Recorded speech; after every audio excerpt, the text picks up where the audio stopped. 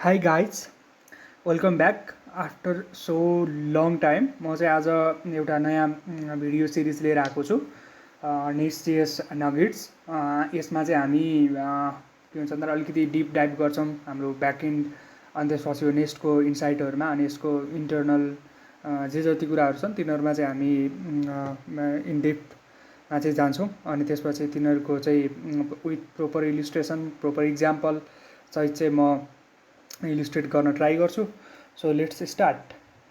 हाम्रो अब फर्स्टमा चाहिँ के छ भन्दाखेरि यो सिरिजको चाहिँ अब नेस्टजेएसको चाहिँ बिल्डिङ ब्लकहरू होइन अनि यसको कन्सेप्टहरू कभर गर्छौँ होइन। यसमा चाहिँ अब मेन कुरा भनेको चाहिँ यसमा डिपेन्डेन्सी इन्जेक्सन छ अनि त्यसपछि डेकोरेटरको कन्सेप्टहरू छ। अब जसले चाहिँ पहिला एङ्गुलरको चाहिँ ब्याकग्राउन्ड छ, एङ्गुलरमा गरेको छ, काम गरेको छ भने चाहिँ उनीहरूलाई चाहिँ यसको आइडिया हुन्छ होला, नत्र भएदेखि चाहिँ यसको आइडिया नहुनसक्छ।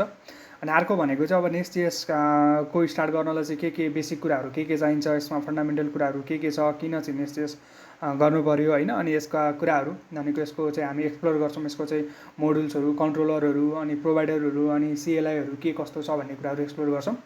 मैले सरस्वती एउटा 1 वर्ष जति अगाडि चाहिँ बनाएको थिएँ, तर त्यो भन्दा अहिले धेरै अपडेट पनि भइसकेको छ। फेरि एकपल्ट रिभिजिट गरौँ अनि एकपल्टमा सर चाहिँ त्यो वाक थ्रु गराउँछु यसको चाहिँ बेसिक कुराहरू, बेसिक टुलहरूमा। नेक्स्ट भनेको चाहिँ के छ भन्दाखेरि रेस्ट एपिआई मा भनेको अब बेसिक क्रड अपरेसनहरू चाहिँ कसरी बनाउने होइन, सिएलआई चाहिँ कसरी युज गर्ने भन्ने कुराहरू चाहिँ म यसमा गर्छु। अनि यसमा चाहिँ अब रेस्टफुल एपिआईहरू भनेको बेसिक कुराहरू भयो। अनि त्यसमा चाहिँ अब रेस्टफुल एपिआईमा युज हुने डेकोरेटरहरू जस्तो एपिआई कन्ट्रोलरको युज हुने होइन, त्यस्तै गरी गएर पोस्ट, गेट, प्याच, डिलिट यिनीहरूको लागि युज हुने डेकोरेटरहरू, इनबिल्ट डेकोरेटरहरू जुन जुन छ त्यो कुराहरू चाहिँ हुन्छ गर्छु। त्यसपछि अर्को भनेको चाहिँ एचटीटीपी रिक्वेस्टहरू यिनीहरूको कुराहरू हुन्छ भनेदेखि अर्को चाहिँ यिनीहरूको भनौँ न सुरुमै चाहिँ जेनेरेट गर्दाखेरि युनिट टेस्ट केसहरू अनि कन्ट्रोलर र सर्भिसको लागि जेनेरेट हुने टेस्ट केसहरू चाहिँ यो कुराहरू पनि चाहिँ मैले यो मोडुलमा कभर गर्नेछु।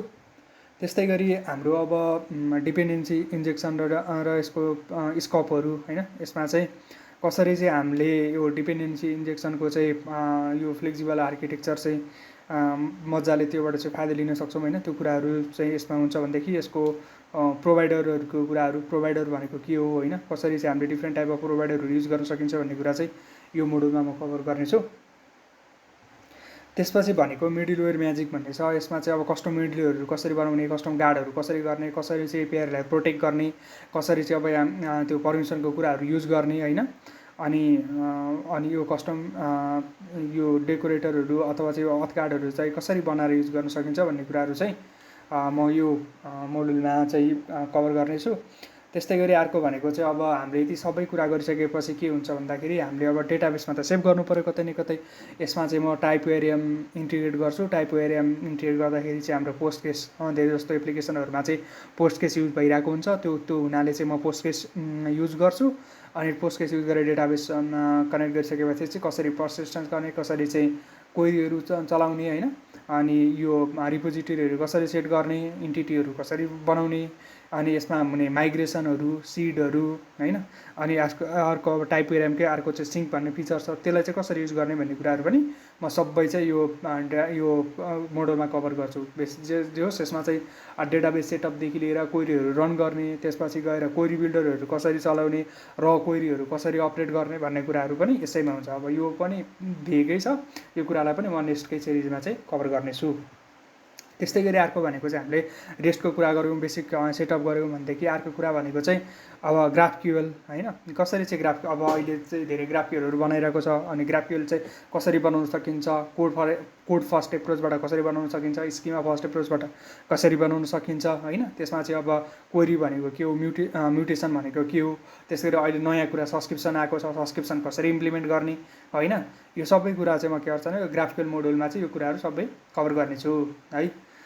त्यस्तै गरी अर्को भनेको छ यो अब इन्टरसेप्टरहरूको कुराहरू, यो चाहिँ स्ट्रिमलाइन रिक्वेस्ट प्रोसेसिङहरू होइन। जस्तो चाहिँ हाम्रो पहिला चाहिँ मिडलवेयर केमा युज गरेको थियो भन्दाखेरि हाम्रो रिक्वेस्ट गर्नुभन्दा अगाडि त्यो भ्यालिडेट गर्नलाई अथगाडहरू बनाउनलाई त्यहाँ एक खालको मिडलवेयर युज हुन्छ भनेदेखि अब त्यो रिक्वेस्ट आइसकेपछि चाहिँ डेटाबेसको जे आएको छ त्यो एक्ज्याक्ट नपठाउने केसहरू हुनसक्छ। त्यसमा चाहिँ इन्टरसेप्ट गर्नुपर्ने कुराहरू हुनसक्छ। त्यसमा चाहिँ इन्टरसेप्टरहरू कसरी युज गर्न सकिन्छ अनि भ्यालिडेसन पाइपहरू चाहिँ कसरी युज गर्न सकिन्छ भन्ने कुरा चाहिँ कभर गर्नेछु यो मोड्युलमा। त्यस्तै गरी कस्टम भ्यालिडेसन पाइपहरूको कुरा पनि यसैमा पर्ने भइहाल्यो। त्यसपछि अर्को भनेको चाहिँ अब सबै गरिसकेपछि कस्टम इरर ह्यान्डलिङ अनि लगिङ कुराहरू, लगिङ स्ट्राटेजीहरू के हुनसक्छ, कस्तो कस्तो लगहरू चाहिँ हामीले युज गर्न सक्छौँ, लगिङ लाइब्रेरीहरू के हुनसक्छ होइन। यो कुराहरू चाहिँ मैले चाहिँ यो लगिङ स्ट्राटेजीहरू, त्यसपछि यो इरर रेस्पोन्सहरूलाई चाहिँ अलिकति कस्टमाइज गर्ने कुराहरू, अनि यो एक्सेप्सनहरू जस्तो अब नेस्टजेएसमा चाहिँ के हुन्छ भन्दाखेरि 500 जेसुकै इरर आए पनि 500 इरर फालिरहेको हुन्छ। त्यसलाई चाहिँ कस्टमाइज गरेर चाहिँ कसरी जेनरिक इररहरू अथवा चाहिँ हाम्रो चाहिँ एप्लिकेसन स्पेसिफिक इररहरू कसरी फाल्ने भन्ने कुराहरू चाहिँ मैले यसमा कभर गर्नेछु। त्यस्तै गरी अब अर्को भनेको चाहिँ टेस्टिङ स्ट्राटेजी भनेको चाहिँ अब हाम्रो डिफ्रेन्ट सर्ट अफ टेस्ट केसहरू चाहिँ हुन्छ होइन। टेस्ट केसहरू लेख्नुपर्छ जस्तो युनिट टेस्टहरू, इन्टिग्रेसन टेस्ट, त्यसपछि युटिलिटी टेस्टहरू। मैले चाहिँ यसमा एटलिस्ट पनि युनिट टेस्ट चाहिँ कभर गर्छु। युनिट टेस्ट र इन्टिग्रेसन टेस्ट चाहिँ अब त्यो सुरुमै चाहिँ जेनेरेट गरिदिन्छ होइन। हामीले कमान्ड लाइन युज गरेर चाहिँ कन्ट्रोलरहरू सर्भिसहरू जेनेरेट गऱ्यौँ भनेपछि, अथवा चाहिँ हामीले तिनीहरूलाई इग्नोर गरेर पनि गर्न सक्छौँ। तर चाहिँ नि हामीले कसरी अब टेस्ट सेटअपहरू गर्ने, डेटाबेस कनेक्ट गरेर कसरी सेटअप गर्ने, त्यसपछि अथेन्टिकेसन अथगाडहरू युज भएको केसमा कसरी चाहिँ नि टोकनहरू जेनेरेट गर्ने होइन। यो सारा कुरा चाहिँ यो टेस्टिङ स्ट्राटेजिजमा चाहिँ मैले कभर गर्नेछु।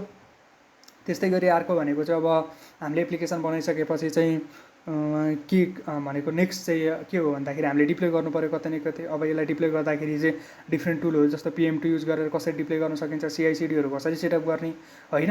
त्यसपछि गएर चाहिँ इन्भाइरोमेन्टहरू चाहिँ कसरी म्यानेज गर्ने, जस्तो चाहिँ हाम्रो डेभ, स्टेज, प्रडक्सन हुनसक्छ, तिनीहरू चाहिँ कसरी म्यानेज गर्ने होइन।